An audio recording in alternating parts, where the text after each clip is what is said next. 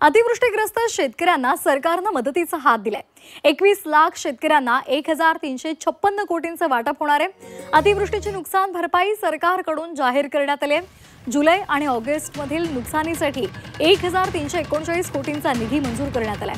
सप्टेंबरमध्ये झालेल्या अतिवृष्टी आणि पुरामुळे बाधित झालेल्या सातारा, कोल्हापूर, बीड, धाराशिव, लातूर, परभणी आणि नांदेड या जिल्ह्यांमधल्या 21,66,198 शेतकऱ्यांच्या मदतीसाठी 1356 कोटी मदत वितरित करायला मान्यता मिळालेली आहे। तसंच जुलै आणि ऑगस्ट महिन्यामध्ये झालेल्या अतिवृष्टी आणि पुरामुळे बाधित झालेल्या 19,22,000 शेतकऱ्यांच्या 15,45,000 हेक्टरवरच्या शेतपिकांचं जे नुकसान झालेलं आहे त्यापोटी 1,349,49,25,000 रुपयांच्या मदतीला मान्यता मिळालेली आहे।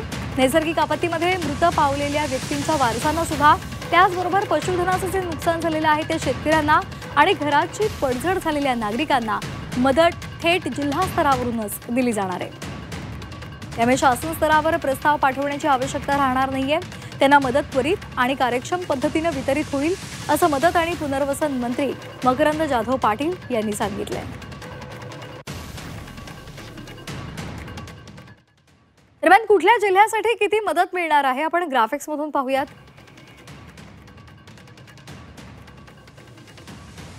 तर साताऱ्याला 6,29,00,000 रुपये मिळणार आहेत।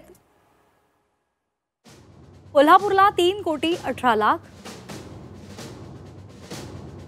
बीडला 577 कोटी रुपये, धाराशिवमध्ये 292 कोटी रुपये वितरित केले जाणार आहेत।